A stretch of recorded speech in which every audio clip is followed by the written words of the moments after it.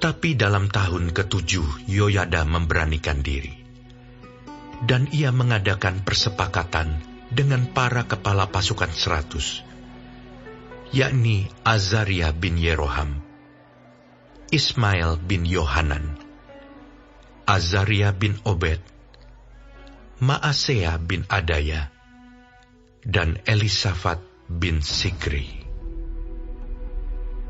Mereka mengelilingi Yehuda dan mengumpulkan orang-orang Lewi dari semua kota di Yehuda, serta kepala-kepala puak orang Israel, dan mereka semua datang ke Yerusalem.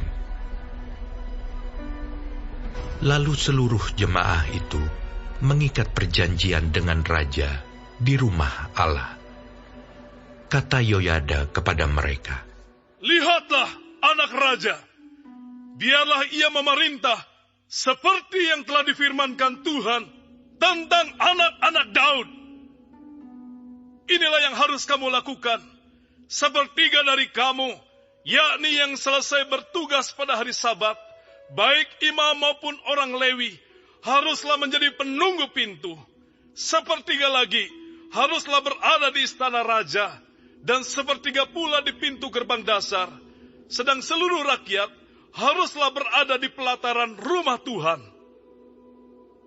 Siapapun tidak boleh memasuki rumah Tuhan, selain daripada para imam dan orang-orang Lewi yang bertugas.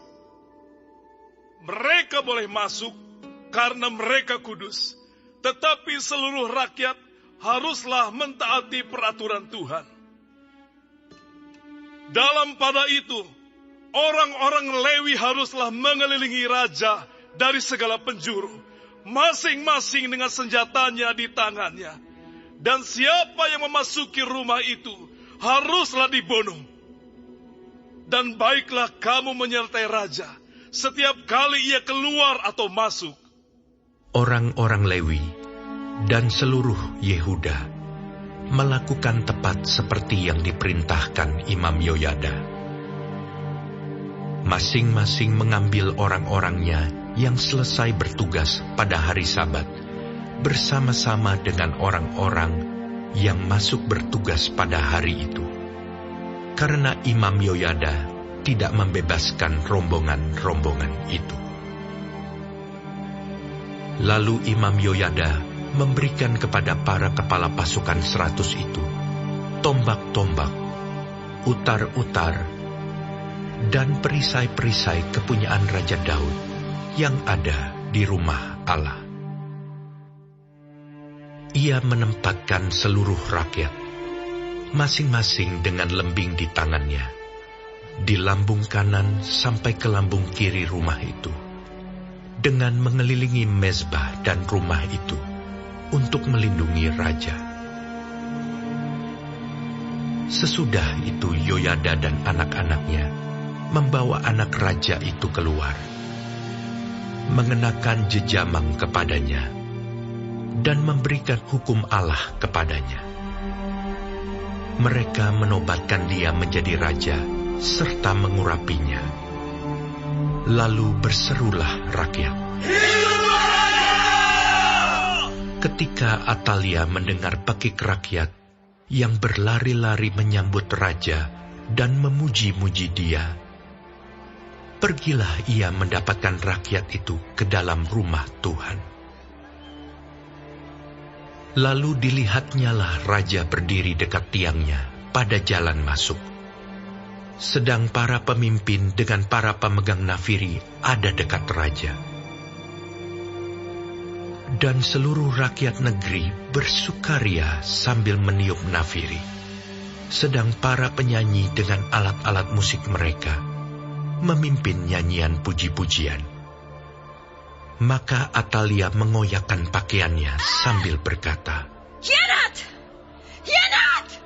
Tetapi Imam Yoyada menyuruh keluar para kepala pasukan 100, yakni orang-orang yang mengepalai tentara.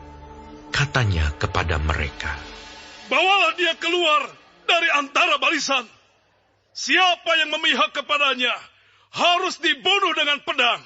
Sebab imam itu telah berkata tadinya, jangan kamu membunuhnya di rumah Tuhan. Lalu mereka menangkap perempuan itu. Pada waktu ia sampai ke jalan masuk istana raja, pada pintu gerbang kuda, dibunuhlah ia di situ. Kemudian Yoyada mengikat perjanjian antara dia dengan segenap rakyat dan raja, bahwa mereka menjadi umat Tuhan. Sesudah itu, masuklah seluruh rakyat ke rumah Baal, lalu merobohkannya. Mereka memecahkan mezbah-mezbahnya dan patung-patungnya, dan membunuh Matan, imam Baal, di depan mezbah-mezbah itu. Kemudian Yoyada menyerahkan pengawasan atas rumah Tuhan kepada imam-imam dan orang-orang Lewi, yang telah dibagi-bagi dalam rombongan oleh Daud, untuk bertugas di dalam rumah Tuhan, yakni untuk mempersembahkan korban bakaran kepada Tuhan, seperti tertulis di dalam Taurat Musa, dengan sukaria dan dengan nyanyian, menurut petunjuk Daud.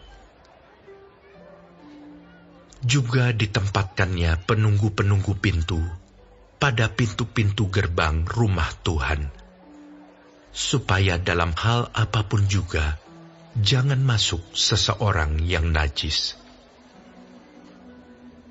Sesudah itu, ia mengajak para kepala pasukan 100, para pemuka, para pemerintah rakyat, dan seluruh rakyat negeri, lalu membawa raja turun dari rumah Tuhan.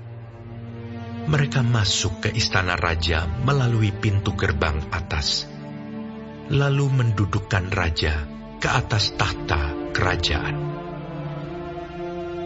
Bersukarialah seluruh rakyat negeri, dan amanlah kota itu, setelah Atalia mati dibunuh dengan pedang.